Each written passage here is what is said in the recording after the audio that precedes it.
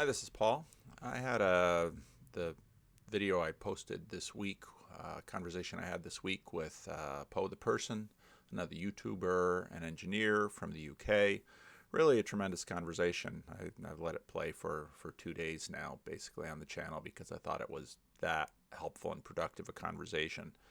And we went when I talked to her initially, I said, well, I usually plan out just make space for 2 hours because sometimes it goes that way.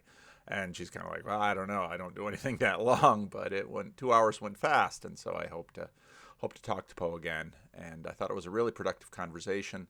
Part of why I do conversations like this is because it prompts me and challenges me to extend myself and to grow and to reach.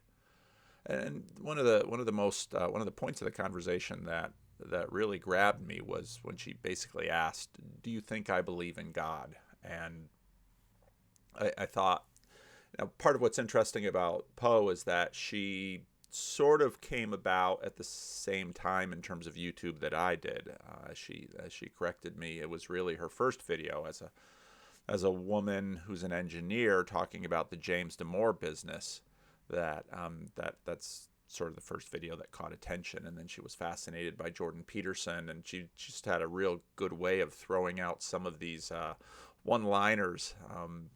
The Tolkien is the fan fiction of the Bible, and came for the culture war, stayed for the religion. That was, I think I'd heard it before, but the way she said it and the context in which she said it was really terrific.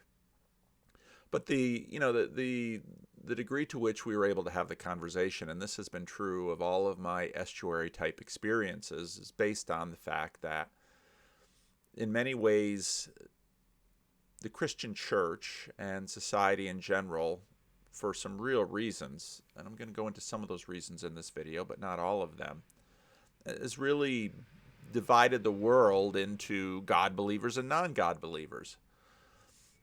But that distinction is not quite as obvious as all of the YouTube atheist versus Christian debate videos would have you believe. For example, in Psalm, when I do this stuff off the top of my head, I often get things wrong. I believe it's Psalm 14. The fool says in his heart, there is no God. In the ancient world, that's not an atheist. In the ancient world, basically someone is saying God does not see. I'm going to do two videos today, hopefully. One is the one that you're watching. The other one is for my church channel, which I'm going to post probably today on my church channel and maybe on my personal channel a day or two later, depending on how it goes. But on whether, to what degree, and this came up in my conversation with Poe, to what degree the Bible is related to other ancient literature. Is the Bible just like every other book? That's a really just like more. Most of the important questions are in some ways simple and in some ways so complex we can't fathom them. And that's a question like that. But in the ancient world, when they said the fool says in their heart there is no God, they weren't an atheist like someone today would be. And that's why Charles Taylor wrote his massive book, A Secular Age, because something dramatic happened in Western culture over the last 500 years. And Charles Taylor begins his book saying, why is it that 500 years ago belief in God was axiomatic? Everybody assumed it. Everybody understood it. You could find people who were charged of atheism and accused of atheism. But, in many ways, we have Jordan Peterson to thank for sort of defanging this cultural trope around atheism. And here I've got a picture on the slide of Jordan Peterson at Lafayette College during the question and answer when that student says, what is religion? And Peterson basically talked about someone's axioms and whether or not, to what degree people are conscious of their own religion. And so to what degree people's ideas of do you believe in God, whether that actually yields a productive and illuminating conversation is very dependent on, I hope my sound levels aren't too low. There, I turned them up. I'm not going to I'll probably yell later in the video or raise my voice. But the degree to which someone really thinks about that or knows what they believe in is not entirely clear. And of course, Peterson, in the tradition of Jung and Freud, the discovery of the unconscious and the subconscious, knows this, that we are mysteries to ourselves, and we are not open books to ourselves, and we are not in control of ourselves, and this is why it's usually unproductive to suddenly lambaste someone for something they say they do or don't, profess belief in. And actually, as a pastor, this is a very common ministerial trope that basically pastors are continually telling their congregations they don't believe sufficiently in God, they don't trust sufficiently in God, they don't believe in the resurrection because their life does not display what their profession says it should. And so this has been well known in church circles, and this is basically a common thing for pastors and for anybody doing ministry. So the idea that we're just going to pay a whole lot of attention, it's worth paying attention to. If someone says they're an atheist, okay, I listen to that. I take them at their word. But I also have a context in which I understand that. And that's why, you have this saying, no atheists in foxholes. And I know it really annoys some people. And it is a generalization. It is a cliche. It is a truism. But there's something behind it that for many of us, when push comes to shove, when everything hits the fan, we find ourselves praying to something or someone or the universe. And in Poe's experience, she finds herself giving thanks. And C.S. Lewis had a comment to the effect of, the truly terrifying moment for an atheist is when, praise wells up. And who do I thank? Who do I praise? And so Jordan Peterson, do you believe in God or you don't believe in God? That interview on Firing Line. He was, he could be annoying. Jordan Peterson could be deeply annoying. But in some ways, with respect to this, he was annoying in all the right ways. Yeah, coy. Yeah, he's playing games. But what he's doing is he's prompting people to reach deeper for better answers. And that's not entirely different from what preachers do. And so he was very right that he didn't want people to assume agreement on what he understood, how he understood God, and how he understood belief to be. And so, fair enough, Jordan, and keep giving your quirky, mysterious answer. He actually got a lot of mileage out of it, and he had a couple speeches, and it always seemed to be in Australia that these speeches came to a head. Sydney, Melbourne, but I think it was in Sydney where he talked about it extensively and then made a clip from that video. And so in many ways, it's an invitation to dig deeper into the question. Well, what do you mean by God, and what do you mean by believe? Those are really important things to follow through on. Now, again, and, talking to Ryan Bennett, and I've got another conversation with Ryan that may or may not air here.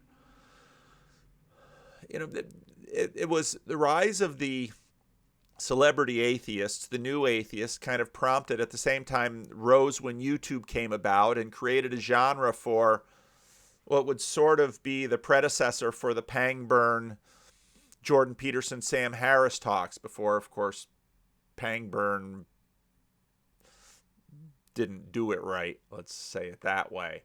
But, so I found this picture of William Lane Craig, who in some ways became, the celebrity. And here he's got, like G.I. Joe with life beard and Kung Fu argument grip. And, so these videos just proliferate about, William Lane Craig owning and defeating atheists, and the atheist owning, and it's a game. And, we never saw that more clearly than the recent Trump-Biden debate. This isn't about argument. And part of the reason part of what's exposed in this game playing, and I'm not saying that the people doing this are doing anything wrong. I think it's a perfectly legitimate thing to do in many ways, but what's really at fault underneath is the implicit assumption of what a human being is and how a human being works. That somehow human beings are these rational creatures that believe things on the basis of argument and this modernistic correlative assumption of truth. And of course, Jordan Peterson said, well, when we say someone's aim is true, what are we saying? And does that relate to truth? Well, it does, but most of the language that we use, we're only 60 to 70% even aware of everything we're saying, or in touch with the larger scope of what that word or that language is actually meaning or doing.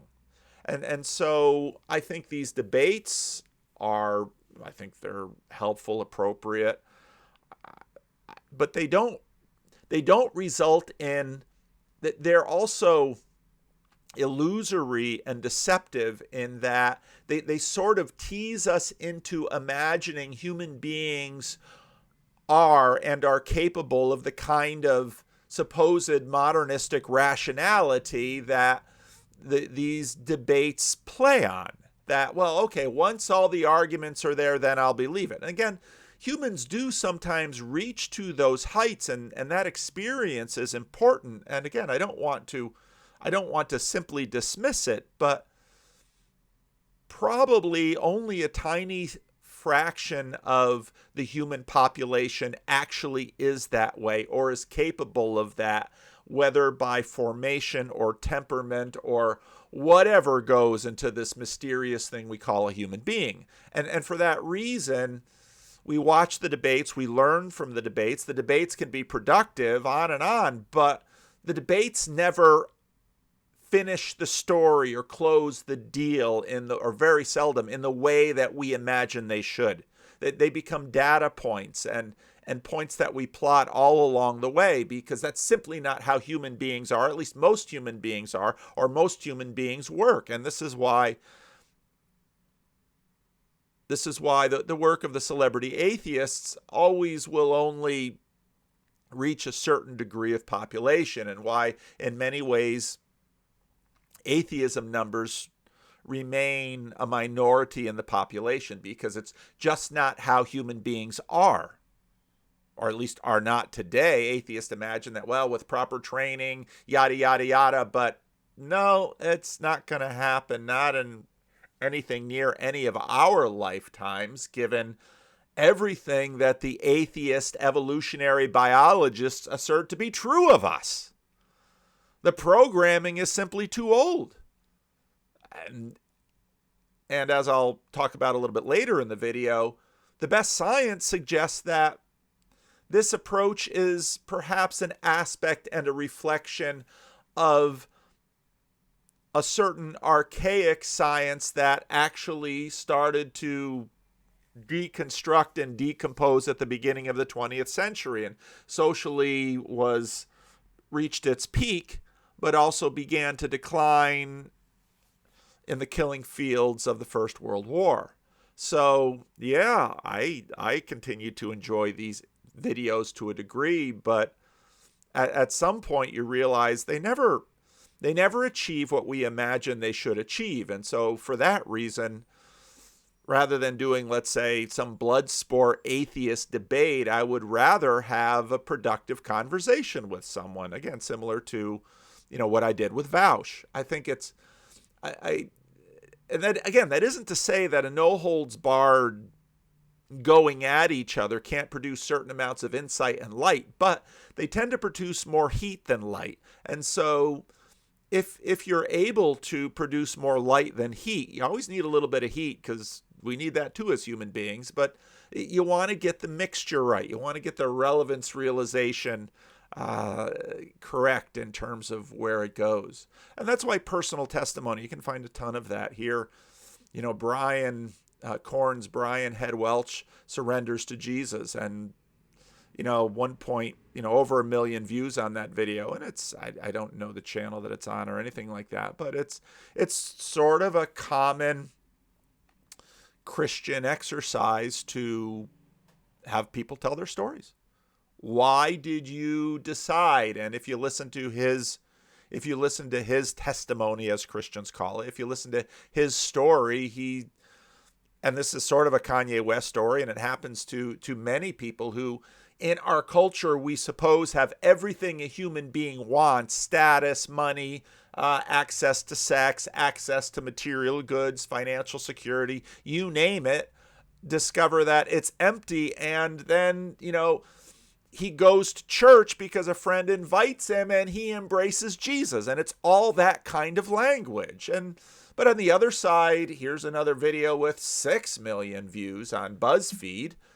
People tell a pastor why they don't believe in God. And again, as a pastor, many of the reasons they give in terms of their personal testimonies are common, and I hear them all the time, and none of them would surprise most of you. The problem of evil, all these sorts of things. And actually, because when I make 2 videos in one day, they're really kind of intertwined. And so once I post this video on my personal channel, if you're really curious about the other video, you can find it on the church channel. And the church channel is a lot smaller.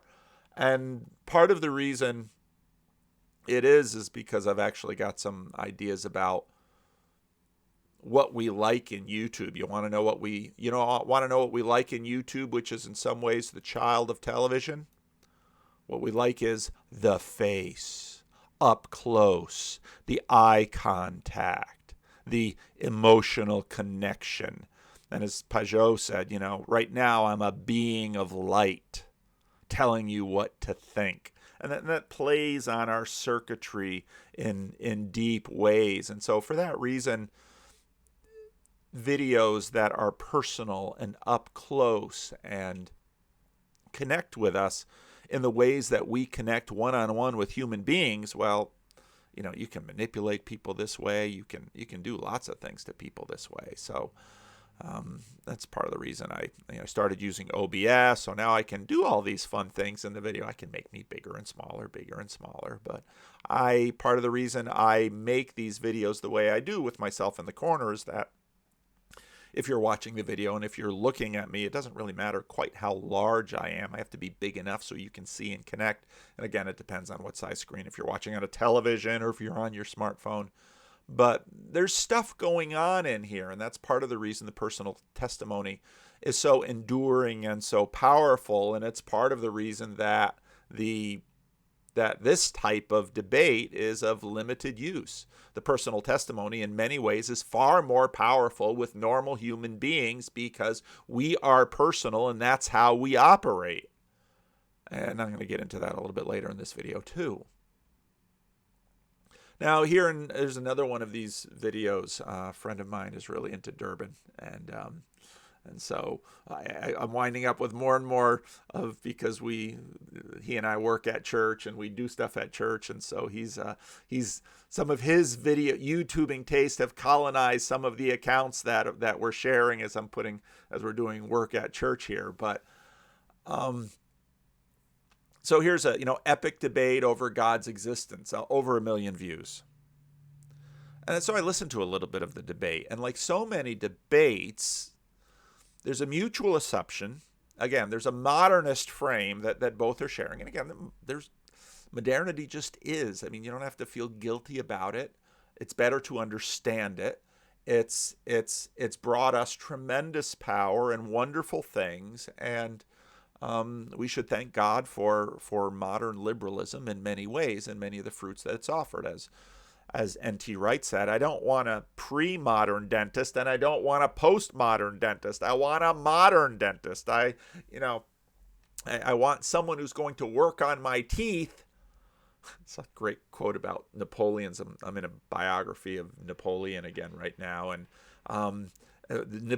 Josephine was this remarkable beauty of the Napoleonic era, and of course, so colonized Napoleon. But one person remarked, if only she had had teeth, because apparently she was from the Caribbean and Martinique, and she just had these little black stubs, so all of her smiles are closed mouth, because if only she had had teeth, she could have ruled the world.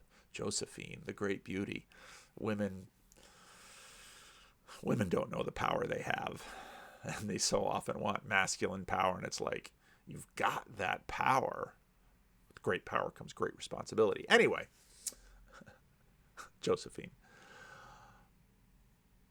Both in these videos usually embrace the modernist assumption, that the mutual assumption that God is one super thing amidst a conglomeration of other things. And so basically these debates boil down to, is that super thing real? Can you find that super thing?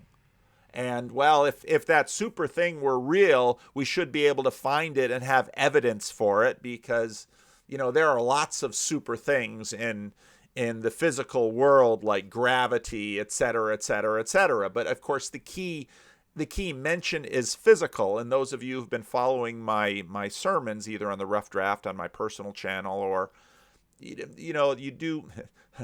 I'll make an admission here. The rough drafts are exactly what I say. They're rough drafts, and sometimes they get better and sometimes they get worse on Sunday. So if you're ever curious about, if you listen to a rough draft and you think, oh, I'm kind of curious about what happened to that rough draft, you can usually find the sermon either on the church website or on the church YouTube site. But, you know, God is this super thing. But in the third commandment, behind the third commandment, or the second commandment, you shall not make a graven image, you shall not make a little statue, or you shall not represent me from anything in the creation. To one degree or another, Christians sort of violate the second commandment when they kind of creep towards indulging this kind of thing. Now, if you listen to my remarks on the second commandment, it's impossible for us to relate to a God, which we are invited into, if we don't have at least some sort of representation in our minds or in our communities, et cetera, et cetera. And of course, the incarnation comes with Jesus. And I talk about that actually in the other video, because again, these videos are coming together because I made these videos kind of co-created at the same time. But God is not one super thing amidst a conglomeration of other things. And I talk about that on my channel a lot with respect to the meta-divine realm and the Hebraic conception of God. So these debates boil down to, is that thing out there? And if it's out there, surely there would be evidence for it. And if there was evidence for it, the world wouldn't be such a mess. And again, in the other video, I'm going to talk about, you know, the great puzzle that I think has been at the center of a lot of religious and philosophical and personal debate about this question. But when you start the question on the wrong foot, as if God is one super thing amidst a conglomeration of other super things, it isn't going to go well. And there's not going to be any real winning. And as I said about modernist assumptions about how human beings operate, even if you do win the debate, so what? People aren't necessarily going to, suddenly they're flocking into church. Maybe one or two will, but the majority of human beings don't work that way. The Christian Hebrew assertion of the conception of God is not that God is not one super thing amidst a conglomeration of other things. He's not like Zeus. He's not like he's not like any of those things. And Jesus is not a demigod. That is not Christianity, at least confessional, consular Christianity that was founded by Jesus Christ and his disciples and was expressed through the church councils as it went on. And I keep pushing this point. Again, it's an analogy, and I love the way Brett Sockold talked about analogies, that you need them, but they all fall short. And can Frodo find Tolkien in Middle-earth? Tolkien is not a super thing in Middle-earth like Sauron or Gandalf or anything else.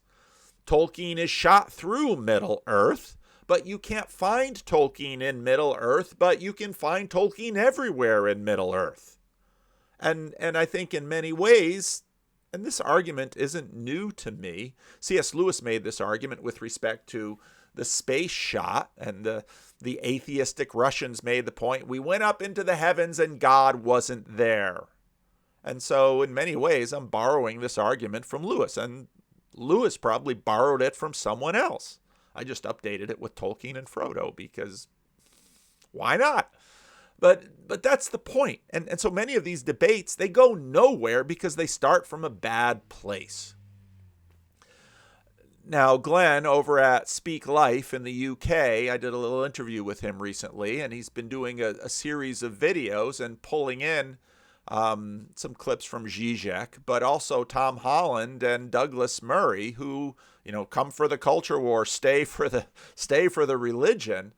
And basically they're making what should be an obvious point, but we've simply have neglected in our haste, and in some ways we've neglected it because of this both church-fueled and atheist-fueled game of accentuating the line between atheist and Christian, at least in the contemporary frame. Now again, remember what I said about Psalm 10 or Psalm 14? I think it's Psalm 14. Remember what I said about the Psalm. The fool says in his heart he is no God. That's not talking about the kind of atheism that people find themselves being today. It's talking about a much more common thing that impacts Christians as well, that God is not present. And you can touch on that, and you can see some of that in my most recent sermon on the third commandment. You shall not take up the name of the Lord your God in vain. And what does that mean? So Christians are motivated to accentuate the gulf between Christians and atheists for a lot of reasons, partly for, their tribal reasons of enlarging their market share. And as, at least in the United States, church attendance has declined and God was recruited to help fight the Cold War against the atheistic Russians, yada, yada. And then after 1991, the emphasis on resisting religious fundamentalism. And so the popular conceptualization of, do you believe in God, and how this plays in the culture? Well, again, it's reasonable, it's fine looking at, but it doesn't tell us what we think it tells us, because that's not how human beings are. And so Christians want to grow their market share and their institutional market share. And, being a pastor, I loved some of Poe's questions about what a lot of people have a lot of questions. What's it like to be a pastor? And being a pastor is so many parts of so many different things, grow. I mean, part of what my job is that I've done poorly at is, keep living stones alive, grow the market share, make living stones grow. That's a legitimate aspect of my job, but it's dependent on lots of other things. So Christians, hammer this atheist drum a lot for these reasons, because we feel influence and cultural power and institutional durability slipping away. And so, let's go out there and attack some atheists, and people who are sort of in the middle, we can kind of energize them and get them into church, because if we have all these debates, we kind of ramp people up and get them excited. And it's sort of, again, like, well, we're playing on all the kind of things that John Vervaeke quite rightly says we shouldn't play with, which is, let's sort of con people into my institution, and let's woo them and persuade them, and let's get them all excited. And as what we've seen the political parties do, I think, to the detriment of the nation, is keep pushing the fear button. And both sides do it, because you can drive people to the polls with fear the other candidate, and what percentage of people are going to go into the elections now voting against Trump or against Biden, and they say, well, I might not like the guy or agree with him, but I hate the other guy more. And so you keep pushing that fear button. And churches in some ways have been doing this, and churches should stop. See, I know I'd raise my voice. But not, this whole motivation isn't all bad, as, almost everything in this world is multivariable. And there are better variables and worse variables. And so Christians are also motivated out of authentic love and concern about eternal damnation. And that's a complex thing too that I'm not going to get into right now. But That's a big, whether you believe it or not, that's a big thing that motivates many Christians. And Penn Jillette noted it. He said, if you really believe in an eternal damnation, you should fight me tooth and nail to get me to believe in God. Fair point, Penn Jillette. Right on. And many Christians that I know who are wonderfully loving people are deeply earnest and concerned about an eternity that many people face a Christless eternity. I'll say it that way. And that's true. It's legitimate. I agree with that. I'm evangelical enough to share their concern and to be motivated by this. Okay?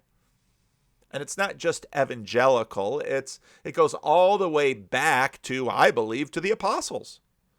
But again, all of our frames get different over time. And just like the fool says in his heart, there is no God, that atheism is not necessarily exactly like the atheism that we're experiencing today or I have in my mind. And the way, part of being a Protestant, and a Catholic and Orthodox, of course, too, but part of being a Protestant is to work the questions hard and to say, to what degree can I at least capture some of the essence of Christianity that we see in Jesus Christ and in Paul and the apostles? And to what degree can I bear witness to that? Because, of course, the book of Acts has Jesus telling us, you will be my witnesses. And so part of what being a Christian is continue to try to get at the essence of Jesus Christ, but now in the context of the contemporary world to manifest that in the place I do today. And so there is no God. I think it's going to be awfully hard to relate to God if you say he doesn't exist. So I think that's a real reason to engage in that. But the point of Tom Holland and Douglas Murray and Jordan Peterson is you're way more Christian than you imagine, even if you don't believe in God. And the point that preachers tell their churches are, you're way more secular than you imagine, even if you come to church all the time and pray and give money and do all of those things and keep, your prayer diary so you can see which prayers get answered. And when there's a real crisis, it's the more people pray, we're like, Horton hears a who. Horton hears a who. And of course, the who's are these tiny little creatures on a tiny little bag. And the if you've ever seen the cartoon version of Horton Hears a Who, the evil monkeys have the elephant because the elephant is faithful 100%. And the elephant with his big ears hears the little who's in Whoville, and they're about to be destroyed by the evil monkeys. And the little who's are out there with their little ear trumpets and things. We are here, we are here, we are here. And so Christians are like, we need all the Christians to devote ourselves and to pray, and they have biblical warrant for such a thing. But atheists look at that and say, oh gosh, and roll their eyes. These Christians and the games that they're playing. And atheist apologists have had their own moral crusade like that, since Voltaire, although Voltaire was not an atheist. Voltaire was, again, one of these people that was... Voltaire's religious beliefs is complex, but sort of like many people who say things like, it's important for the culture to have religion because some people need it. And of course, you've got Jesse Ventura, Christians, the people with their crutches of religion, but you've got other people that say, yeah, human beings need religion. It's good for them. And now, depending on how good the religion is, it might be good or might be bad, but there's that market share too. And again, we so reliably BS each other and bring the camera in close and talk with the smooth voice and give the earnest appeal. Every preacher knows how to do this. And again, it's not illegitimate. It's a way of communicating, but we tend to fall, we're tend to suckers for this, for these kinds of tricks and tropes, because there it is. But the reality is, well, you can energize an atheist base. You can energize a church base if you keep pushing the fear button. And again, fear is there for a good reason. It's important that we become afraid, and fear should motivate us, and it's legitimate. But be careful with these buttons that we have, and increasingly know how to push and have more and more powerful tools to push them, because, at least speaking from a Christian point of view, God will judge you on how you push others' buttons.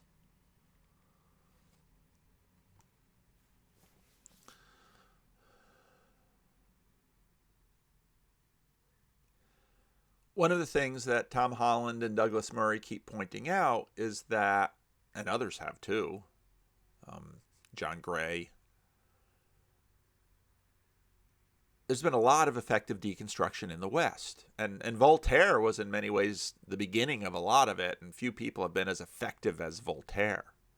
And just pointing out, if there's fooling each other and BSing each other and bringing the camera up close and using a smooth voice and tricking each other, and of course Vervaeke's done I think a good job in detailing a lot of those tricks that we play on each other.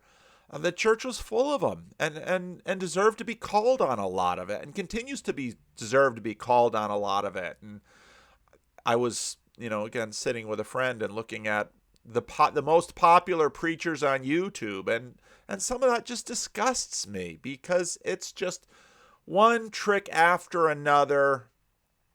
How to colonize a human being with all the old manipulative tricks in the book.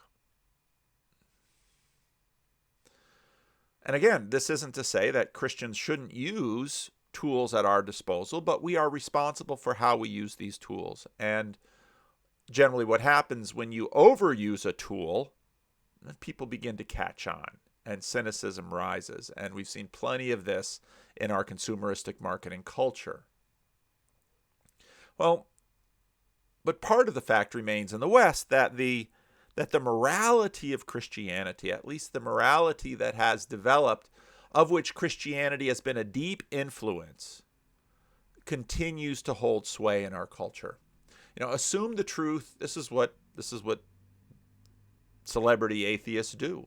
And it's what Rene Girard really notes and observes quite powerfully. The trick is assume the truth of a morality inherited from Christianity and use it against Christianity. Assert that there's no such super thing out there that exists that can deliver the promises of this morality, because every morality has built inside of it. Again, I was just this morning listening to a biography of Napoleon, and Napoleon took a little while to, maybe never, in fact, sorted himself out with respect to women. Okay, Napoleon had real women issues, and not the most attractive guy, and especially before he kind of got some money, he was, again, not the most attractive guy, and he was really pursuing gorgeous, high status women who were sought after by the highest status, wealthiest, most powerful men in France. Well, Napoleon was, he's playing in the big leagues for the hot chicks, and so had a bunch of swings and misses. And so at one point he writes this little 17-page short story, and it's this sophomoric fantasy of this army officer and a beautiful woman, yada, yada, yada. And of course, anybody reading that's like, yeah, any morality or any good has implicit within it a narrative and a telos, generally speaking. And that's simply how our minds work. These are our dreams, and we're pursuing our dreams. We're pursuing our passion. Well, there's this whole mental construct and narrative, or maybe it gets expressed in narrative of this dream. And so the morality, which is currently in use, pretty much wholesalely borrowed from Christianity, invites some vague, foggy, implicit utopian dream of, and that's what, in many ways, what I call progressive liberationism pursues. It's sort of a process theology implicit in, I wrote a blog piece yesterday that I wrote on CRC Voices about, it was all over the paper that California governor, put the first openly gay member of the California Supreme Court. Okay, well, is it or isn't a big deal? Why? It's only a big deal within an imaginary, a moral imaginary, that there's some progressive narrative that, okay, so he's the third black justice on the Supreme Court. So, okay, and we're counting. And, well, the transgender one is next, and the gender nonconformist is another, and on and on and on and on and on. Well, there's a whole implicit imaginary in that moral universe, however you imagine that moral universe to be, and there's telos and goods. There's all these kinds of things to it. And so basically, you assume the Christian moral universe and aspects of Christian eschatology, and then you say, but in Christianity, it's that super thing that's supposed to deliver to us this good, great, wonderful, utopian world. But since we can't find that super thing, it's up to us to make it happen. Oh, okay. Now, one of the things we do is we're forgetting that ourselves, this collective, again, John Gray brings that out quite clearly, ourselves is this imaginary collective that isn't actually in the material world. Us, we is an act of relevance realization, an act of looking at an essence of a group, an act of saying there's a we here, that humanity must be preserved. But that assumes that humanity is a thing. And if you're kind of a physicalist, find the essence of humanity? It's not easy. And so this stuff sort of breaks down, but this is the game that we're playing. So take Christian morality, expand it along certain lines into some utopian eschatology, point out the fact that there is no super thing to deliver that to you, and then basically foist it on us to pursue that together. And, well, we got to get all of the competitors out of the way. And of course, a constant group of competitors are sort of the majority of the population that is saying, no, the super thing out there has to deliver it to us. So we're going to do all of the religious things to get the super thing to deliver it to us. Usually don't answer the phone, but that one was important, so I'm glad I did. So basically what we have is a community that assumes a morality that's at least been deeply shaped and based on Christianity, but God has the traditional conceptualization of God, the Orthodox conceptualization of God, has been reduced to this super thing, and new moral imaginaries and new eschatological utopias have arisen from the moral imagination. And the argument is that, well, you can't rely on the super thing to deliver it to you. Now, in terms of Christian conceptions of agency, the Bible is that the answer to the question, does God bring the kingdom or do people do, is complex, because the answer to the question of God's agency and human agency is also complex. And again, that gets me into the other video, which now I'm increasingly thinking I'm probably going to have to post on this channel eventually, but will probably be posted today on the church channel. Or at least by today, depending on when I post this video. So again, we said there's this moral imaginary that sort of yields an eschatological utopian vision, and there is no super thing to provide it because there's no agency above it. There's no conscious, reasonable, rational agency above or beyond human beings to the best of our knowledge in the current secular sort of materialist frame. And so it's up to us to bring that world into being. God will not help you. It's up to you. And of course, but then we forget all other elements that we've sort of smuggled into this entire formulation, such as this imagined community, and even our own selves, I'm going to talk about this a little bit later, there's all kinds of constructs in there that can't be found in nature either. They have to be found by people who are seeing patterns and projecting them on and all of that. So part of this fight between atheists and Christians has been assert actions against a religious belief. And then at some point, in order to pursue this utopian vision, and because there is no super thing available, well, you're going to have to break some eggs to achieve the utopia, the moral utopia. And the best response to that was Orwell's, show me the omelet. Show me the omelet before you break the eggs, because that's where this goes.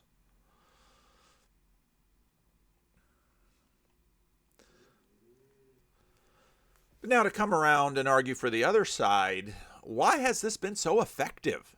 Because it has been effective. And I was actually listening to a classical interview of a couple of a husband and wife. They're immigrants from India, and they are now ministers, or going to be ministers in the Christian Reformed Church, and they minister to an Indian community in California. And one of the Filipino pastors retiring basically said, yeah, but the kids start, because you have all these immigrants from Asia, and it's like the kids come here and they're sort of like us, but the longer they're here, the less they stop going to church. And you've got, Rhett and Link, who I haven't talked about for a while. You've got Rhett and Link, who are, high profile youth leaders in the celebrity evangelical pantheon, who have deconstructed, and this then becomes existential terror amongst some communities. How can this happen? And they get a little defensive. Oh, it's not because we stopped going to church. It's not because we moved to godless California to pursue our YouTube careers. It's not any of those things. Well, there might be some of that. There might be something to that. It's because we can no longer be mean to gays.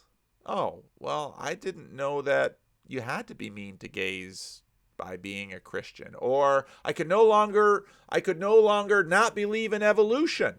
Well, I didn't know that was part of it. You see, all these other things kind of come in. And again, if you listen to both the personal testimonies and the reasons why people leave the faith, they've got lots of reasons. And they're not all bad reasons. And the church is a mess. The church is a mess. The church is full of people. So why has this been so effective? And what exactly has been effective? And again, there's multi-variables here, but maybe just a few points that can help us to see some things. Now, religion. Now, again, what do we mean by this word? Well, what do we mean by this word? And is it going to be it's going to be Emil Durkheim's definition of religion, Jonathan Haidt's definition of religion, or this modernist thing that identifies it with certain cultic behavior? But again, back to Tom Holland, the ancients didn't consider themselves religious in that sense. Religion, this word, and Judaism, Christianity, these words sort of come late in the game to describe certain things, and how each generation at each time uses them to describe things. So these things vary. So religion, in sort of the modernistic reduction definition, involves a variety of practices that are outside the frame of direct action, that the absence of the super thing, they're crusading, and they imagine will result in the Christian morality world, or some derivation of it that they intend to deliver, because they have to deliver it via, now, how are you going to deliver it? You have to use the tools at hand for humanity. So politics and technology and social effort and convincing people and influence and mass media and social media and yada, yada. This is what we have to do. But the religion, well, what is the religion? It's we might say in a little more technical language, the cultic behavior. Well, what do I mean by that? It's the prayers and the going to church, and so again, when you get to the end of Vancouver 1, Jordan Peterson, Sam Harris, Brett Weinstein, and Jordan Peterson, well, what kind of God do you believe in, Jordan? He opens up his he opens up his Surface book and he starts reading this list, and Sam Harris can't recognize anything of it. And so, no, that's not God. God is this super thing that we pray to. And the super thing that we pray to is supposed to deliver goods to us. Now, again, there's this whole implicit imaginary that is operating that is not unfair. And Sam Harris has learned this from Christians, okay? And it's not unfair. And there's a super thing that we pray to that's supposed to deliver it. And Sam Harris says, that doesn't work. That doesn't work like technology works. That doesn't work like politics works. That doesn't work like social effort to work. These things have a direct causal relationship to the outcomes we desire, or at least we're asserting they have a direct causal relationship to the outcomes we desire, or at least we're asserting that because we're greatly reducing the variables, because the truth is history is way too complex for us to actually manage. Hence, God. History is way too complex for us to manage, but we're going to get there if we can all be rational, because even though 2019, nobody predicted 2020, and, pandemic and election, and then Ruth Bader Ginsburg dies in September. It's like, oh, there's going to be drama around this, and then Trump gets COVID, and oh, what's going to happen, and what's really happening, and on and on and on and on. There's way too many variables. We know that now. But all this cultic behavior, those prayers and the lighting a candle and the sermons, well, the sermons, well, they're Protestant. They're more direct. But it's all that indirect stuff that we say, why? Going to church. But again, evangelicals have been talking this way for a long time. Keith Green, you can't get any more evangelical than Keith Green says, going to church doesn't make you any more Christian than going to McDonald's makes you a hamburger. That's what Keith Green says in one of his songs, and you might hear that thing. It's not a great comparison, but but it works. Works for people. And again, the illustration, the point is, pastors have been saying these kind of things in churches for a long time. And so in many ways, what's so effective about the deconstruction is the directness and the assumption of directness. And I can see a direct causal link between this action and this outcome. But when you actually look at history, I mean, and this again is one of the abiding lackings of the IDW is no historians, because the truth is, history is enormously complex. And so what caused the Civil War? Now, you can talk about John Brown, and you can talk about slave states and free states and the Compromise of 1850, and you can talk about 1619, and you can talk about malaria, and you can talk about Columbus, and you can talk about malaria in Africa and West African culture as opposed to other cultures in Africa, and on and on and on and on. There are near infinite number of variables that caused the Civil War. But this was the key one. The key one? These were some of the key ones. Fair enough. But if something over here had happened differently, we can't run that math in history. But there's this infatuation with a certain directness, and because, again, there's no super thing to bring about what we need, and so religion is about manipulating the super thing and getting the super thing to act on our behalf. And again, this is not very different from politics, because, and if you look at ancient politics and ancient religion, they're sort of the same thing, because a lot, basically most other religion in the world was about manipulating the super thing. And a lot of Christianity and a lot of stuff in the Bible is about trying to influence the super thing and get our hands around the super thing. But part of, at least my tradition, says you can't grasp the super thing. You can't manipulate the super thing, and it's frankly offensive to manipulate the super thing, just like we can understand that it's offensive to manipulate us smaller little super things that have agency and power and things like that. If Granny realizes you're just kissing up to her to get into her good graces, to get some inheritance, Granny's going to say, you don't really love me. And now someone might say, well, what is you? You're just the sum total of all of this formation. No. whatever, even if you say that's true, I am somebody. I am something. I am an agent. I am an actor. And unless you somehow, and Jordan Peterson was dead on right about this point, unless you somehow acknowledge that there's an element to me that is categorically different than all of the other things in this world that are simply the products of other things in this world and other processes in this world, to say it in the Canadian. Unless you treat me like I am a part of that super thing, or there's an element of that super thing that's in me, or I somehow participate in that super thing or something like that, unless you treat me like that, even with the reduction of the whole imagination of the super thing, unless you treat me like that, you're out of the will, sonny. That's how we are. And we're not going to escape it. And even if you say, well, I believe there's nothing but the big show, C.S. Lewis Miracles. There's nothing but the big show. All I am is the products of history and biology and evolution and all of these things. It's all Paul Vanderklay is. There's no essence to him that's different. I'm going to be offended. My dignity is hurt. My feelings are hurt. You've now lowered me in status, and you remember my Group A and Group B?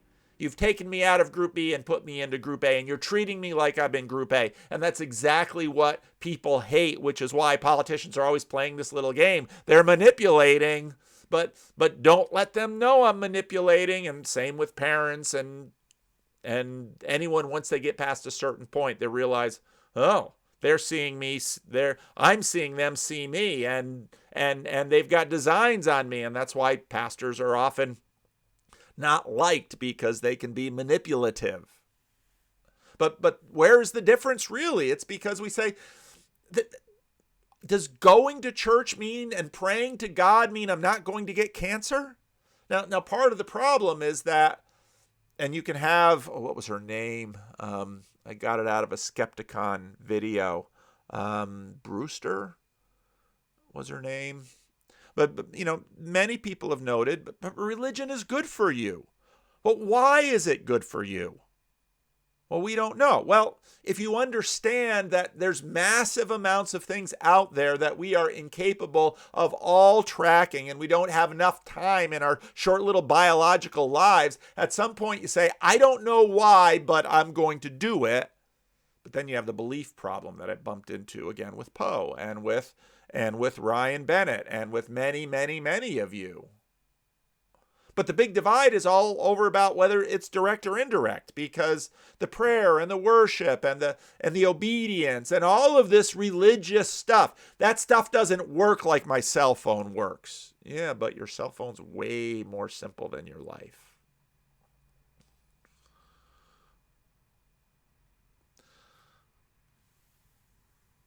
Now back to the God of the Hebrews. Let me see, make sure. Because again, this God, the God of the Hebrews, is, well, you've got the agent-arena relationship out of meaning, again, Vervaeke stuff, out of which meaning springs. This God is arenic. In him we live and move and have our being. This God is also agentic. I preached on the third commandment. Taking up God's name upon a vain thing. Don't do it. Why? Because the Lord will not hold him guiltless who takes up his name and places it on a vain thing. God's going to get you. See, we're skeptical about that because that's direct. No. I walked into a church and I took the Lord's name in vain and lightning didn't strike me. Yeah, but again, people are all skeptical about that now, but they'll talk about karma plenty. Karma's indirect too. And that's the thing. In terms of the whole thing, our intuitive senses are built for looking for indirect patterns. And yeah, can you BS that? Yeah, a lot. Con men work on it, but we're not going to give up our intuitions because we need them. But the God of the Hebrews is arenic and agentic. And the common sense ancient assumption was you've got to work with this intuitive system. That's how the world works. And now what they did, you see, they didn't. Who recently made the, someone went to the pyramids and shrugged and said that was pointless. They didn't build the pyramids because they were stupid. They might have been wrong about some things, but they weren't stupid. And it looks religious to us. And that's the word we put on it, but it was life and death for them. And so that's why you look around the ancient world and the prayers and the sacrifices and the temples and the idols. And again, with the subtraction stories, well, we're beyond all that. Oh, really? First of all, who's we? Because the majority of human beings are not beyond all that, because when they tend to give up a more organized, structured, community-based religion, then they just get off into really other forms of BSing themselves that are less organized and usually less well thought through. And the truth about human beings is that when we can do intuition together, just like when we do other things together, we're much more powerful and much less subject to the BSing that Vervaeke calls out again and again and again. That's the enemy. All the ways that we fool ourselves, the parasitic processing. Again, he's got all his fancy words, and I should probably re-listen to his stuff to have the fancy words get to higher resolution in my mind. All the parasitic processing, all the BSing, all of this stuff that we do that, lots of people, thinking fast and slow. The truth is, if we're doing intuition together, we're doing it better than we're doing it apart. And so when people walk away from religious communities, they just start doing it by themselves and they're dumber for it. And that's almost always the case with human beings. We're smarter together. We're dumber alone, which is part of the reason why the COVID isolation is so costly for people.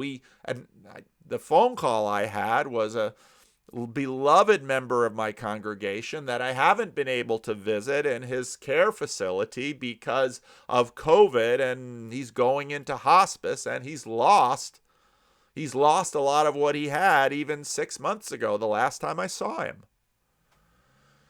Why? Because he's not been able to be with people and family. So now he's going into hospice. He can. Now I can visit him. Now I can pray with him. Now he can't talk as much anymore, but now we can nurture those things. And why do secular hospitals let Christian ministers who have religion go in and visit? Because the doctors aren't dumb and they say, whether or not I believe what that preacher has to say, it helps the patient, because together we're doing better than alone. And if you're not doing religion together, you're doing it alone, and you're probably not doing very well. So the God of the Hebrews is Arenic and agentic. And that's part of the complexity of this religion. And so the Arenic is, in him we live and move and have our being. The agentic is, he will not hold anyone guiltless who misuses his name. He's watching, he's listening, he's going to act, he's going to get you. But he's patient. Now you say, well, I don't believe any of that. Okay. Fair enough. You might not believe other more distributed systems are going to get you. How about eating all that junk food? Is that going to get you? Well, that's different. Why? Because I imagine a causal relationship. Explain it to me. Well, I don't really know. Tell me about the blood chemistry and the biology and how much we know about how we eat. No, but I read doctors and they told me and I believe them. Oh, so you believe on the basis of authority. Well, the doctors know the science, really, and human beings know what we should eat now? Are you going to be on a keto diet? Or are you going to be on, why do we keep changing the food pyramid? Because we don't know what human beings should eat. Well, human beings in general. Well, what about me? Yeah, what about you? What you should eat.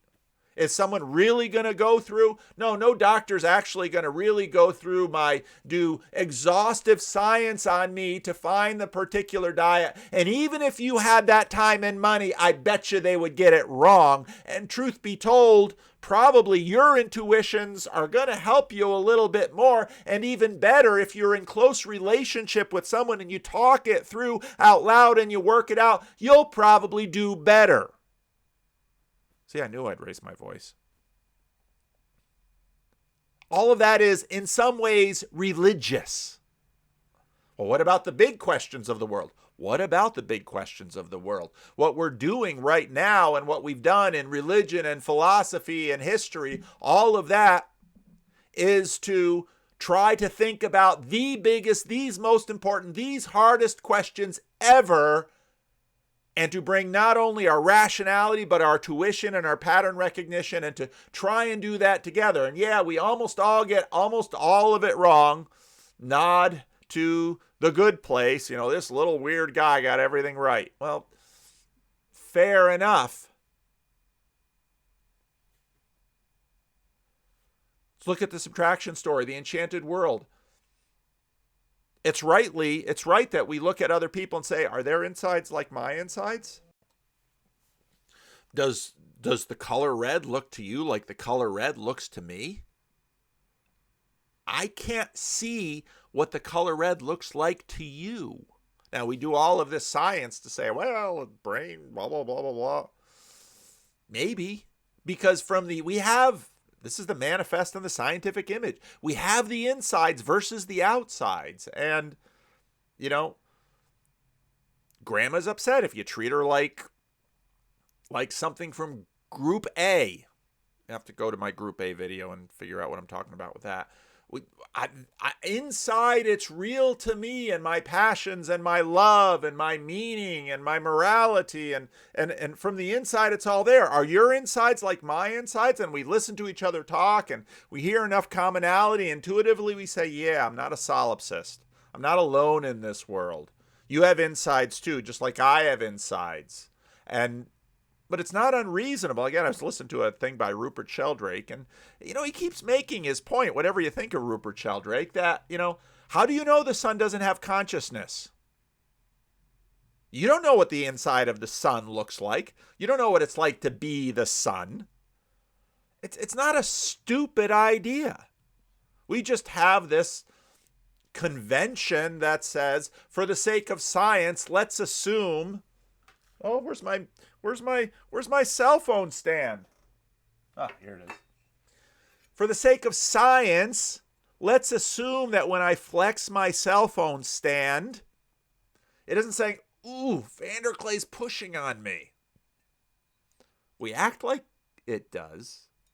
We sort of treat it that way. And in fact, with the spirit of finesse, if I'm, let's say I'm, screwing in a light bulb. There's a good idea. Let's say I'm screwing in a light bulb. I remember talking to an electrician, and sometimes use like poles to put in light bulbs and things. And electricians say, yeah, some people screw in light bulbs like they're doing plumbing. What do you mean?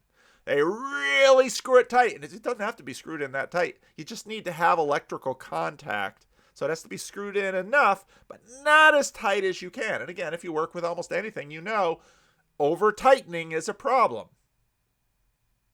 So what's going on there? Well, it's the spirit of finesse. Well, you learn that. So on one hand, am I flexing my cell phone stand? Does it feel pain? I really don't think so. But I decide that for the sake of how I'm going to use it. And we've had the same issue with respect to animals, and that's currently, keeping chickens in cages versus letting chickens run. Happy cows in California. I'll tell you, most of the dairies I see in California, I think I'd rather be a cow in some other place. But how do I know what makes a cow happy? Is a lion happier in a zoo where it gets medical? Animals in zoos live longer.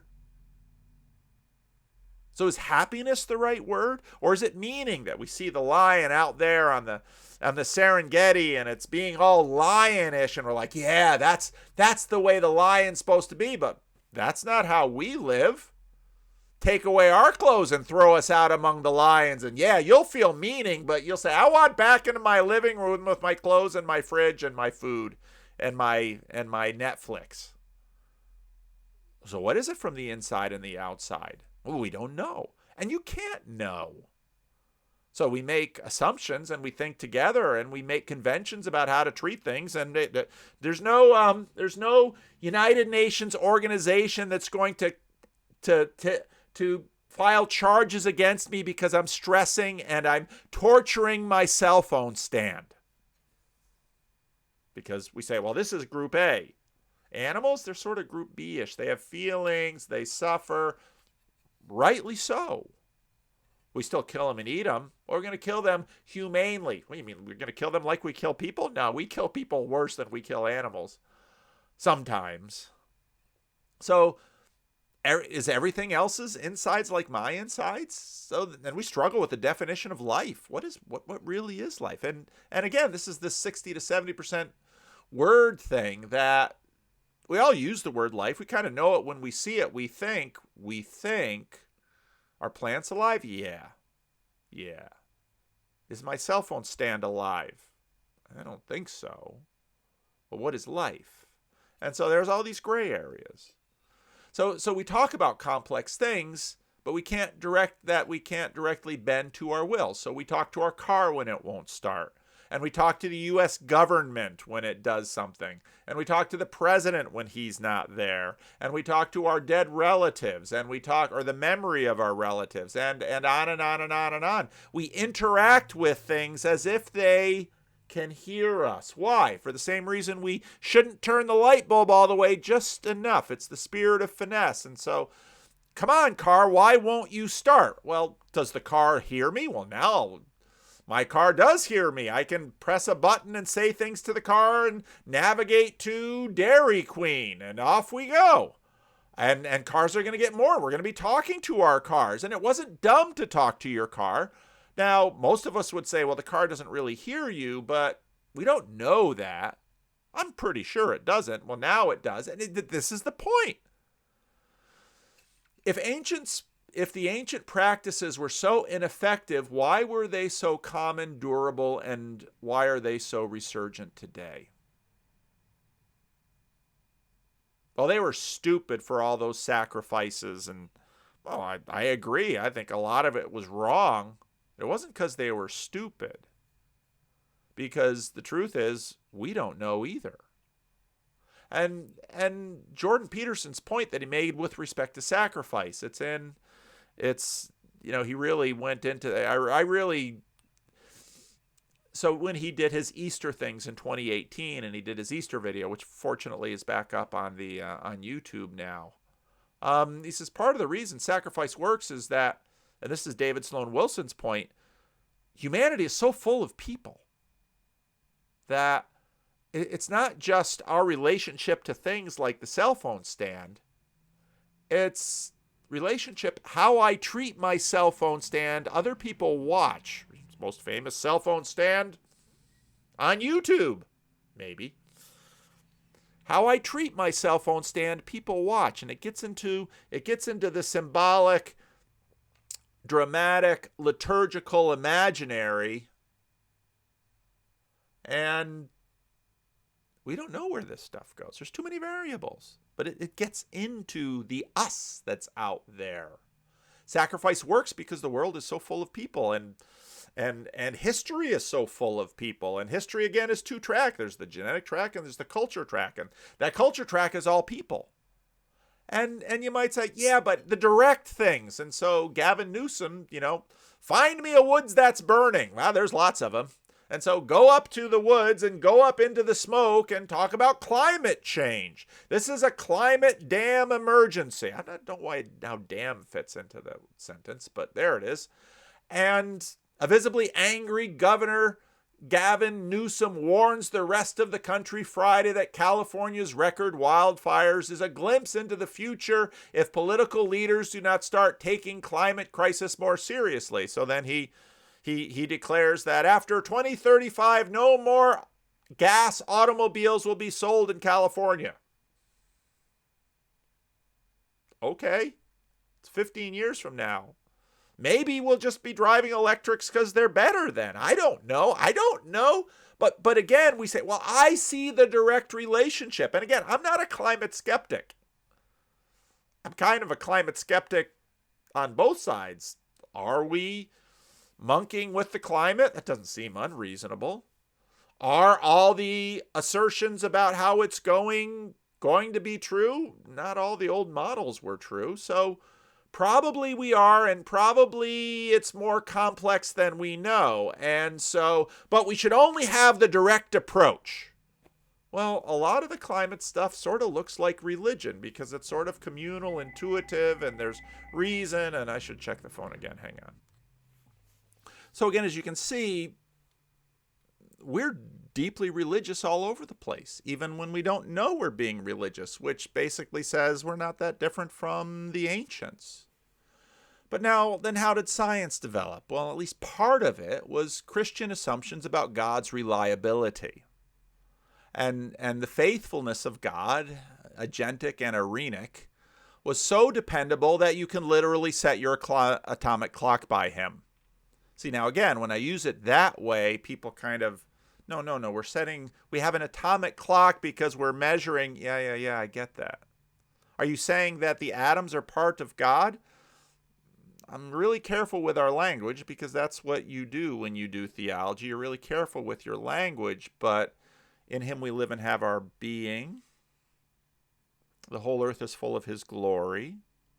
And again, that leads to another question, which I call the great puzzle, which I really have to post this on my channel after I make that video. So, but that's going to be on the church channel. So if you get this video and you want to see the video where I talk about the great puzzle, you can find it on the church channel. If I make that video. I think I will. This is not a universe of chaos. There is chaos, but it's not what the universe is about. That's deeply Christian. That there is order, there is purpose. And that part of the problem with saying everything is chaos is that, well, how do you conceptualize non-chaos? In other words, any non-chaos is an illusion because chaos is all there is. So this is not a universe of chaos. Deism was an intermediate step. Charles Taylor talks about that. And as more and more reliable habits of God were revealed, the mysterious enchanted God receded. There's where you sort of get the subtraction story. And you have the God of the gaps. And so now again, language is difficult because we wouldn't say a part of God because God is indivisible. So it gets really hard to talk about. But yeah, let's say it this way. The faithfulness of God, agentic and arenic, is so dependable that you can literally set your atomic clock by him. You say, well, is that a him then? God number one and God number two. But as civilization, so this gets pushed, and eventually that God sort of recedes into the laws of physics. Civilization has so many sunk costs in the old system, the agentic and arenic system, that you're trying to save God from the deconstruction of God number one by doubling down on God number two. Read Thurman's When God Talks Back. That's God as agentic. And this is where Sam Harris learns about God, and when Jordan Peterson reads all about his idea about God, Sam Harris says, that's not God. No, Sam, you haven't read enough history. Because if you're at least versed with, even as I am, a degree of reformational stances, if you're well versed in the Heidelberg Catechism, you recognize it. Now, it causes issues. Fair enough, but you recognize it. Jordan Peterson wasn't wrong in calling that stuff God. Just like God is reliable enough to set your atomic clock by him. This is why, again, Sam Harris couldn't recognize God when Jordan Peterson answered the question in Vancouver. This is the God number two. This is the God. It's God number two. And God number two people are skeptical. This is the God people are skeptical of, God number two, because Christians attempt at manipulating God aren't effective as technology. And again, so the Christians are trying to influence the super thing. But for Sam, God is the super thing. And they don't recognize God in nature, in creation.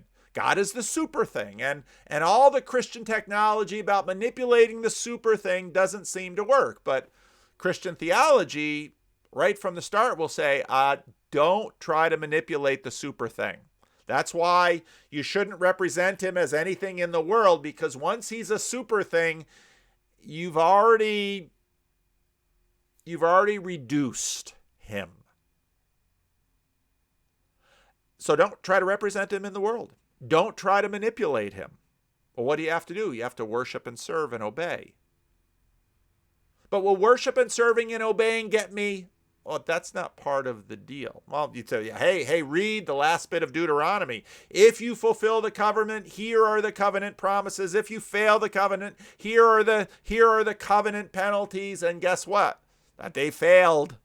And that's what basically the entire Old Testament is about. They failed. And Christianity says, well, Jesus fulfills and comes in and makes good and alters the relationship. Jesus at the Last Supper says, this is a new covenant in my blood. Do this in remembrance of me. And if you watch me serve communion on Sundays, you'll hear me say it. This is a new covenant in my blood. But that's the story. But now Christians continue to have the bad habit of, well, God says, I'm open to your influence, but I'm not open to your manipulation. I'm open to your influence. I'll listen to you. I'll hear your prayers, but I am still God and you are not. And I'm Arenic and agentic. I'm both.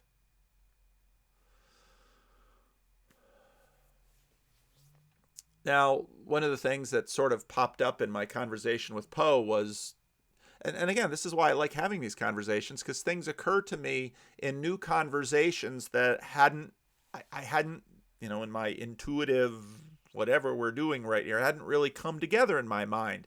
So what really provokes the meaning crisis? Well, two tracks in science and culture have emerged at the same time. On the one track, over the last 100 years, we've realized that the physical world is far stranger than we imagined. Before then, we're imagining all these atoms, and all these atoms are building blocks, and that's sort of what we can do. And then we learn that there's more space in atoms than there are particles, and there's really energies, and then you have fields, and so even talking about particles kind of gives way to talking about these fields, and it's like, oh gosh, I was hoping the world would be these little building blocks, and that was the state of the model at the time, but the model broke down, and so the world is really strange.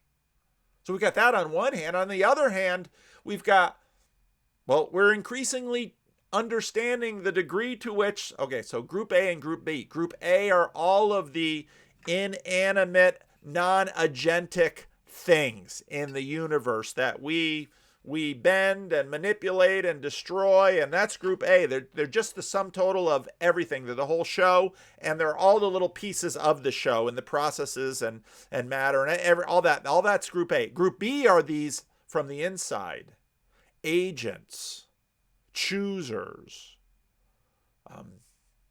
Agents is the best word. Human beings are increasingly hackable. And we know more and more about hacking them, and we're doing it more and more, and we're doing it to each other. And that's causing a meaning crisis. What if all there is Group A? What if all there is the whole show? What if all there is mechanisms?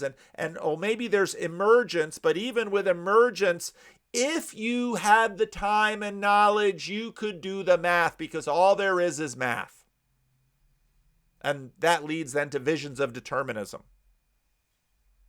But none of us can have that, but the vision of it then again turns in on itself, and then suddenly we have a meaning crisis, that there's no me in here, that there's no inside view, and the inside view, the view from inside to outside, is illusory. And that's when you have Patch Sam Harris flipping back and forth and saying, no, life is wonderful, but it's all determined, and it's like watching a movie. But you can watch a movie and know how it ends. Yeah, but some movies are horrible.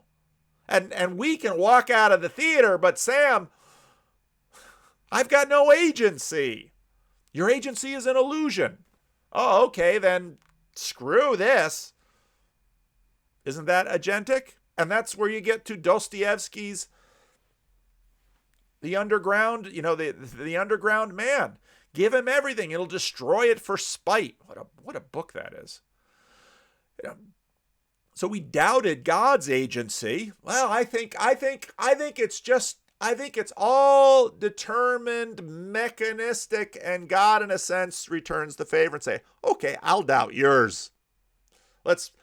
I'll make the mirror up there, and you look into that mirror, and you're going to have one heck of a meaning crisis, because why shouldn't I waste my life on Cheetos and video games and porn and doing whatever satisfies me, because I know it's just all an illusion. We doubted God's agency, and now it appears God has returned the favor. And this comes into the question of love. Is love real? No, I'm only acting towards this being because of the way evolution has constructed the chemicals. Well, I'm not saying that those chemicals aren't operating, but you've got the scientific image and the manifest image, and there's the insides, and the insides is the manifest image, and that's where there's love, and that's where there's choice, and that's where there's value, and that's where there's morality, and that's where there's the building blocks of this vision of a new world and hope and satisfaction and peace, and all the things that are worth living are all from the inside, not the outside. And so inside Group B creatures use the organizations and the mechanisms in order to achieve those things. But we got to cut God out. Okay, well, that's not a bad scientific trick to say, well, why does water evaporate? Well, God. Oh, okay. Well, what about God? Well, what about God is so reliable that we can look at the very regular and count on the effective practices of water evaporation? What about God is so reliable you can set your atomic clock by him? Well, I didn't think about God in that way. No, you didn't. And that's exactly where Jordan Peterson changed the conversation. Even though, again, what are the insides of Jordan Peterson? To what degree did he know it? I don't know, but that's what I've figured out, and that's what I think, because it's all part of the manifest image. So then Jordan Peterson comes along, and basically one way I think to summarize what he said and did was the indispensable God variable in the Western equation. Okay, so let's think with the spirit of geometry. Let's think about massive equations. Let's use our intuitive and our reasonable skills, and let's do this together, and let's do the best we can. Jordan Peterson basically says, if you don't have God in your system, you'll have to invent him. Well, what do you mean by God? And then he gives his list. Well, and this is where, if you're looking at the slides, I'm putting God in quotes. It's the idea of God. It's the mechanism of God. It's the system of all systems and the person of all persons. It's where systems and persons come together, but it's the manifest, and it's the scientific image embedded in the manifest image. And basically the world is too complex, and over human history, what we have not rationally deduced, but intuitively, collectively come up with is that you need these kinds of things in the equation for human civilization to actually work. And it might get a little fuzzy on the individual level, but when it comes to all of us cooperating and competing together, you need God in the equation or we don't work. Oh boy. What if human civilization can't really run without some sort of God or religion? Religion is sort of the software. It's the data going through the wires. It's the how that's organized and how all of these systems, the moral and the cultural and all of these systems come together, and the practice and the liturgies and the symbolism and the dramatic and all of the imaginary. What if human civilization can't really run without some sort of God or religion? Belief, as Protestants construe it, is involuntary, but it's participatory. What if there needs to be a certain level of behavioral herd immunity? This is where my conversation with Ryan and Andrea went. What if there needs to be a certain level of herd immunity to have society keep running? What if there needs to be a certain degree of narrative agreement for us to actually be able to cooperate and compete productively? And when that narrative agreement breaks down, then we get things like civil unrest and civil wars. And what's really happening in society is we're sort of negotiating together the elements of this, and we're trying to deal with really important things that we need to deal with them, like bias, sexism and racism and economics and colonialism, and we're dealing with all of those things. And how are we doing it? We're doing it with arguments and analysis and books and all of that. That's what we're doing. We're seeing what happens right now when communal stories break down. But it's the indispensable God variable in this civilization. And that sets then up a problem for people, because what if human beings compete and cooperate given the symbolic, dramatic, liturgical imaginary? It acts sort of like the software platform of a civilization, and updates keep coming online, but it's massively, massively larger and not as distinct as Linux or Windows or any massive software project. And these systems compete and evolve and degrade. And when they do, wars are fought and civilizations implode. And it's full of chaos and bloodshed and suffering and winners and losers. So much for your utopian ideas. Well, I thought once we could all agree that the super thing will not deliver to us the kingdom of heaven on earth, then suddenly we could all come together. We've all always been working on this stuff, and praise be to God, over the last 200 years, I think in some ways we've done better. Some days we've done worse, but it's so massive that how we work on it, well, that's the story of history. Well, if there is no super thing, but if in him we live and move and have our being, and holy, holy, holy, and the whole earth is full of his glory, and don't take the name of God in vain, because he'll not hold you guiltless who lifts up his name upon a vain, worthless thing. So what do you do? And I had another conversation with Ryan that I just sent him the copy and see if he wants me to release it. But what do you do? Well, you talk to your lawnmower. What do you mean I talk to my lawnmower? That doesn't help. Yeah, you're going to at some point need some spirit of geometry to take the lawnmower apart, or at least take it to someone who has the spirit of geometry with respect to lawnmowers. Why am I mentioning lawnmowers? Because that's where Jordan Peterson's conversation with Matt Dillahunty engaged. And again, I think that was a really interesting conversation, because that one seemed to be put together at the last minute, and there was some fallout after. But I think Peterson sort of walked in there and in his newfound status and thought, I'm just going to own Dillahunty. And at least respect to me, I think he sort of did, but not with respect to Matt Dillahunty, because Dillahunty lost status, and this has been the atheist Christian religious game he's played. But Peterson is right. Why do you talk to your lawnmower? Why do you talk to your car? Well, it's the spirit of finesse working out in you. You pray, you act, you get religious when you have no other options. And nihilism reasonably looks like a dead end.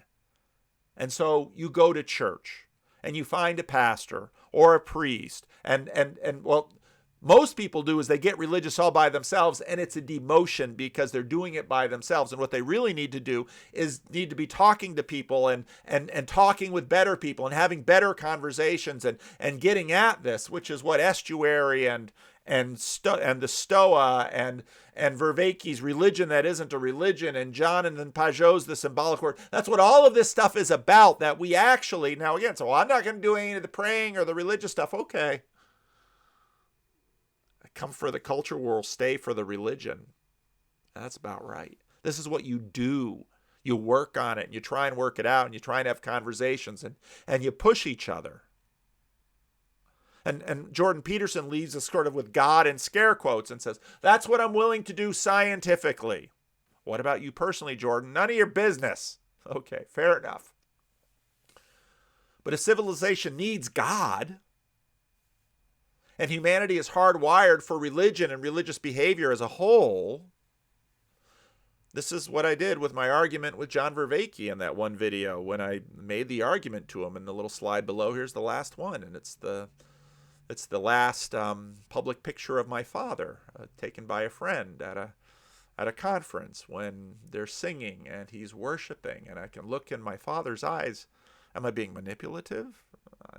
From the inside, I'm being sincere because it's a precious and special thing for me. And on the face of my father is joy. Religion is the practice of approaching God, in quotes, as a person. Theology and doctrine approach God with the spirit of geometry mode. Science approaches God in this way too. He's so reliable you can set your atomic clock by him. But worship approaches God in the spirit of finesse mode. And so this picture was taken of my father in joy, singing a song at a religious conference. They're doing some spirit of geometry there, as church work does. But there in the worship, it's the spirit of finesse. And then my sister took that and put it along the background of a painting that she did and imposed the verse. However, I consider my life worth nothing to me. My only aim is to finish the race and complete the task the Lord Jesus has given me, the task of testifying to the good news of God's grace. Acts 20. That's how my father lived his life. And in that moment, he's enthralled in the rapture of a glorious God and a kingdom that is to come. And somehow this kingdom is God's work, and he brings it, yet he involves us. And exactly how the agency lines work, I don't know. But if civilization needs God, humanity is hardwired for religion and religious behavior as a role. The most reasonable approach is to relate to God as a person with the spirit of finesse. This involuntary experience that you have as belief from the inside, it'll follow. You have to act as if.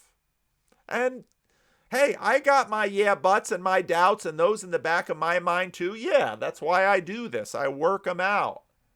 But then I go to church on Sunday and I talk to God and I pour my heart out. And you say, that's so offensive, you talking to God. Is it offensive when you talk to your car? Is it offensive when you talk to your lawnmower? Is it offensive when you curse at the fridge because you stub your toe on it?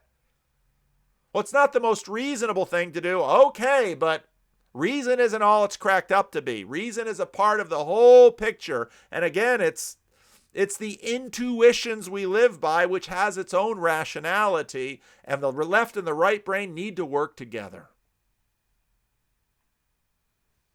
So I guess that's the sermon at the end. That's my last slide. But I guess I better make the other video now. But thanks for watching. Leave your comments. And I'm going to start doing a little tag. People loved it when I asked for money before. So I'm just going to, now that I've continued to tinker with my technology, I'll do a little commercial at the end of the videos. It'll be at the end, so you can stop if you've heard it once. We'll see if I keep doing it. I'm a very inconstant person in many respects, and I think I'm going to keep doing this, and then I don't. But yeah, so thanks for watching, and thanks for being a partner with me and thinking all this stuff out loud, whether you're an atheist or whether you're a Christian or whether you have another religious system or another tradition within Christianity. That's, my channel is more estuary-like, and that's what this is, and estuary is a great place to do this kind of thing. If you've gotten to this far, you've gotten to the end of the video. And if you want to say thank you for this content, there are a variety of ways. If you want to say keep it up and keep this channel independent, keep this channel from being corrupted or controlled by a platform or the audience, there are certain ways that you can say thank you. One is by supporting Livingstone's Christian Reformed Church. The church pays me a salary, and they've been supportive of me making videos, and so obviously, if the church goes under, I'm gonna have to figure out a new job, and I don't know if my new bosses will like me making videos. So one way to support the channel is by supporting the church. And if you pay U.S. taxes, donations to the church are donations to a church, which means that you will get a tax receipt if you pay American taxes. And one of the advantages of supporting this channel by supporting Livingstone's church is that the service fee is very low. It's less than 4%. And so whereas Patreon takes almost like 10%, this is a pretty efficient way. And some of you, however, don't want to send money to a church or want to thank me personally. And so there are a variety of ways to do that. You can use Patreon. That is out there, and the links for that are below. PayPal, pay me. The links for that is below. There's some Bitcoin links below. And, of course, subscribe and like. Another way is to just get involved. I'm still working on Livingstone's Online and Estuary, but there are lots of different estuary projects. There's Bridges of Meaning Discord server. Start a local meetup group, build relationships, have conversations with people with whom you have religious differences. Think creatively about bigger projects and find people to collaborate. And all of that, I think, is part of ways of saying thank you to me and keep doing what I'm doing, because when I see people do these things, I'm encouraged to keep on keeping on, and it gives me a signal, or at least some kind of evaluation, that the time I'm spending doing this is helpful to a broad group of people. That's very meaningful. So thanks for your support.